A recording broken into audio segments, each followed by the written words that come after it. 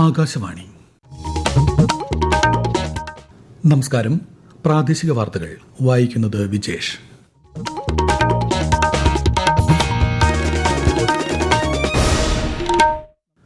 പ്രധാന വാർത്തകൾ. പ്രധാനമന്ത്രി നരേന്ദ്രമോദിയുടെ UK സന്ദർശനം തുടരുന്നു. ബ്രിട്ടീഷ് പ്രധാനമന്ത്രി കിയർ സ്റ്റാമറുമായി ഇന്ന് ഉഭയകക്ഷി ചർച്ച. പാർലമെന്റിൽ ഇന്നും പ്രതിപക്ഷ ബഹളം. ഇരുസഭകളും 2 മണിവരെ നിർത്തിവച്ചു. സംസ്ഥാനത്ത് ജൂലൈ മാസത്തിലെ ക്ഷേമ പെൻഷൻ വിതരണം നാളെ ആരംഭിക്കുമെന്ന് ധനമന്ത്രി KN ബാലഗോപാൽ. ഇന്ന് കർക്കിടക വാവ്. പിതൃപുണ്യം തേടി ബലിതർപ്പണ കേന്ദ്രങ്ങളിൽ എത്തിയത് പതിനായിരങ്ങൾ. സംസ്ഥാനത്ത് ശക്തമായ മഴ തുടരും. ഇന്ന് 8 ജില്ലകളിൽ മഞ്ഞ ജാഗ്രത. കേരള, കർണാടക, ലക്ഷദ്വീപ് തീരങ്ങളിൽ മത്സ്യബന്ധനത്തിന് വിലക്ക്. വാർത്തകൾ വിശദമായി. പ്രധാനമന്ത്രി നരേന്ദ്രമോദി ബ്രിട്ടീഷ് പ്രധാനമന്ത്രി കിയർ സ്റ്റാമറുമായി ഇന്ന് ഉഭയകക്ഷി ചർച്ച നടത്തും. ഇന്ത്യ UK സ്വതന്ത്ര വ്യാപാര കരാറിലും ഇന്ന് ഒപ്പുവയ്ക്കും. ലണ്ടനിൽ ഇന്ത്യൻ പ്രവാസികൾ നൽകിയ ഊഷ്മളമായ സ്വീകരണത്തിന് പ്രധാനമന്ത്രി നന്ദി പറഞ്ഞു. ഇന്ത്യയും UKയും തമ്മിലുള്ള സാമ്പത്തിക പങ്കാളിത്തം ശക്തിപ്പെടുത്താൻ സന്ദർശനം വഴിയൊരുക്കുമെന്ന് അദ്ദേഹം സമൂഹമാധ്യമത്തിൽ കുറിച്ചു.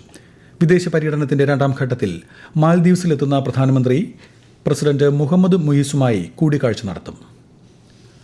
തുടർച്ചയായ 4ാം ദിവസവും പ്രതിപക്ഷ ബഹളത്തിൽ പാർലമെന്റ് നടപടികൾ തടസ്സപ്പെട്ടു. ബീഹാറിലെ വോട്ടർ പട്ടിക പരിഷ്കരണം ഉൾപ്പെടെയുള്ള വിഷയങ്ങൾ ഉന്നയിച്ച് പ്രതിപക്ഷാംഗങ്ങൾ പ്രതിഷേധവുമായി നടുത്തളത്തിൽ ഇറങ്ങിയതോടെ ലോക്സഭ ഉച്ചയ്ക്ക് 2 മണിവരെ നിർത്തിവെക്കുന്നതായി സ്പീക്കർ ഓം ബിർല അറിയിച്ചു.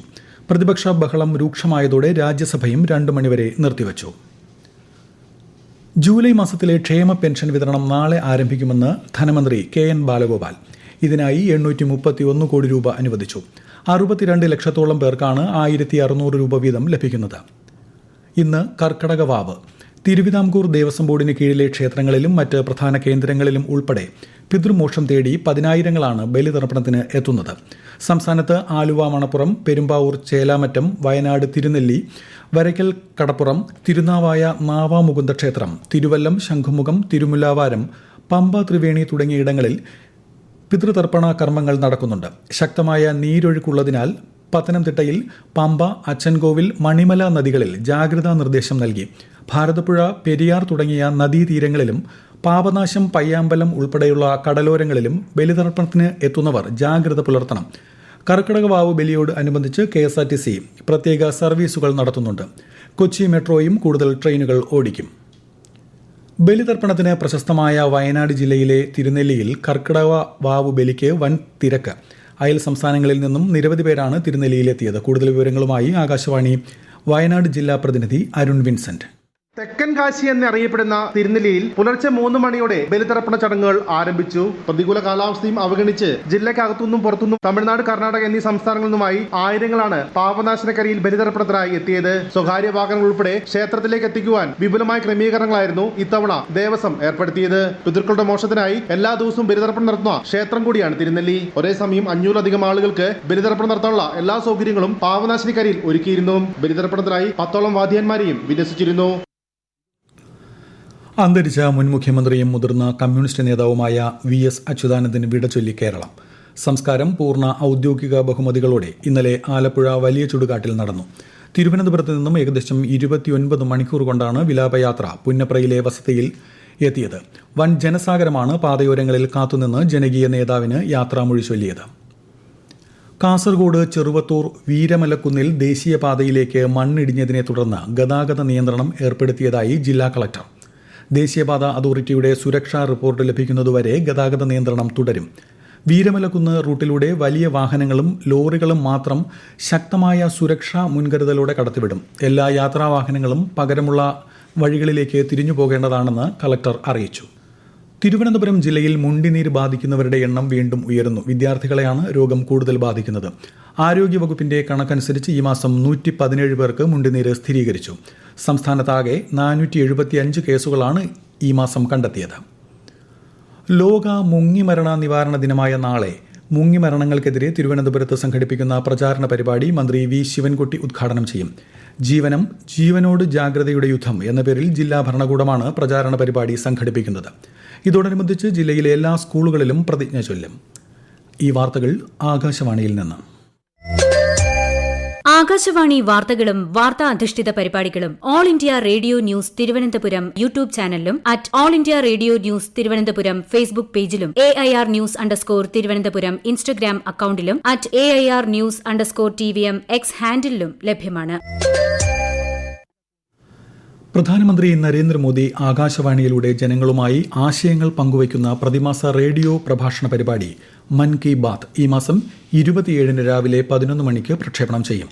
പരിപാടിയുടെ 124-ാം പതിപ്പാണിത്. പൊതുജനങ്ങൾക്ക് നരേന്ദ്രമോദി ആപ്പിലൂടെയും MyGov ഓപ്പൺ ഫോറത്തിലൂടെയും 1800-11-7800 എന്ന ടോൾ ഫ്രീ നമ്പറിലും നാളെ വരെ അഭിപ്രായങ്ങളും ആശയങ്ങളും അറിയിക്കാം.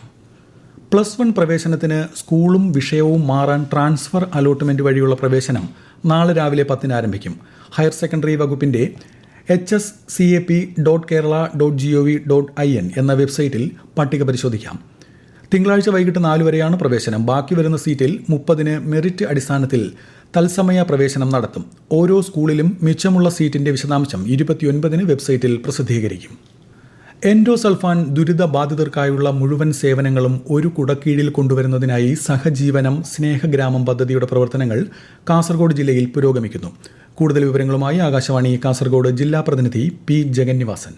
താമസം, ചികിത്സ, വിവിധ തെറാപ്പികൾ, ഉപജീവനോപാധി കണ്ടെത്തൽ, സഹായം, തൊഴിൽ, നൈപുണ്യ പരിശീലനം എന്നിങ്ങനെ എൻഡോസൾഫാൻ ദുരിതബാധിതർക്ക് എല്ലാ സേവനങ്ങളും ഒരു കുടക്കീഴിലാക്കി ദുരിതബാധിതരുടെ സമഗ്ര വികസനവും പുനരധിവാസവും ലക്ഷ്യമിട്ട് സാമൂഹ്യനീതി വകുപ്പാണ് ഈ പദ്ധതി ഒരുക്കുന്നത്.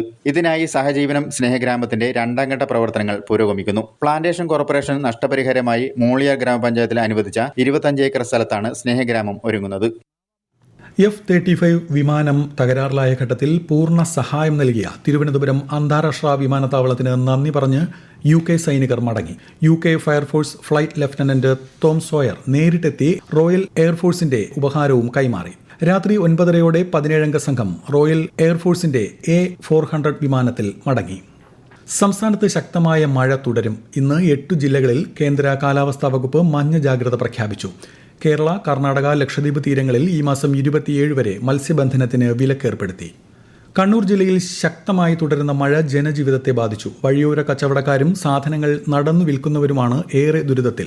കനത്ത മഴയിൽ കൃഷിനാശവും ഉണ്ടായി. കുട്ടനാട്ടിൽ പാടശേഖരത്തിലെ ബണ്ട് തകർന്ന് 90 വർഷം പഴക്കമുള്ള സ്കൂളിൽ വെള്ളക്കെട്ട്. 20 ക്ലാസ് മുറികളിൽ വെള്ളം കയറി. സ്കൂളിന്റെ ദുരവസ്ഥ വിവരിച്ച് പ്രിൻസിപ്പൽ നൽകിയ കത്തിന്റെ അടിസ്ഥാനത്തിൽ ഹൈക്കോടതി സ്വമേധയാ പ്രശ്നത്തിൽ ഇടപെട്ടു. ആകാശവാണി ആലപ്പുഴ ജില്ലാ പ്രതിനിധി രവികുമാർ തയ്യാറാക്കിയ റിപ്പോർട്ട്. കഴിഞ്ഞ 29-ന് പാടശേഖരത്തിലെ ബണ്ട് തകർന്നതിനെ തുടർന്നാണ് കുട്ടനാട്ടിലെ കുട്ടമംഗലം SNDP ഹയർ സെക്കൻഡറി സ്കൂളും പരിസരവും വെള്ളത്തിലായത്. വിദ്യാർത്ഥികളുടെ പഠനം മുടങ്ങിയപ്പോൾ സ്കൂൾ പ്രിൻസിപ്പൽ BR ബിന്ദു ഹൈക്കോടതിക്ക് കത്തയച്ചു. പ്രശ്നപരിഹാരത്തിന് ബന്ധപ്പെട്ടവരുടെ യോഗം വിളിച്ച് നടപടിയെടുക്കാൻ ചീഫ് ജസ്റ്റിസ് നിതിൻ ജാന്ദാർ അടങ്ങിയ ഡിവിഷൻ ബെഞ്ച് ആലപ്പുഴ ജില്ലാ കളക്ടർക്ക് നിർദ്ദേശം നൽകി. നടപടികൾ ജൂലൈ 31-ന് ഹൈക്കോടതിയെ അറിയിക്കുകയും ചെയ്യണം. Anderson Tendulkar trophy cricket test പരമ്പരയിലെ 4ാം മത്സരത്തിന്റെ 2ാം ദിനമായ ഇന്ന് ഇന്ത്യ 1ാം ഇന്നിംഗ്സ് പുനരാരംഭിക്കും. വൈകിട്ട് 3:30-ന് മാഞ്ചസ്റ്ററിലാണ് മത്സരം. ഇന്നലെ കളി അവസാനിച്ചപ്പോൾ ഇന്ത്യ 4 വിക്കറ്റ് നഷ്ടത്തിൽ 264 റൺസ് എന്ന നിലയിലാണ്. രാജ്യത്തെ ഓഹരി വിപണികളിൽ നഷ്ടം. ബോംബെ ഓഹരി സൂചിക സെൻസെക്സ് 417 പോയിന്റ് താഴ്ന്ന് 82,309-ലും ദേശീയ ഓഹരി സൂചിക നിഫ്റ്റി 114 പോയിന്റ് കുറഞ്ഞ് 25,106-ലും വ്യാപാരം തുടരുന്നു. സ്വർണ്ണവില കുറഞ്ഞു. പവന് 1000 രൂപ കുറഞ്ഞ് 74,040 രൂപയും ഗ്രാമിന് 9,255 രൂപയുമാണ് ഇന്നത്തെ വില. ഇന്ന് ദേശീയ ആദായ നികുതി ദിനം. 1860-ൽ സർ ജെയിംസ് വിൽസൺ ഇന്ത്യയിൽ ആദായ നികുതി ഏർപ്പെടുത്തിയതിന്റെ സ്മരണയ്ക്കായാണ് ദിനാചരണം.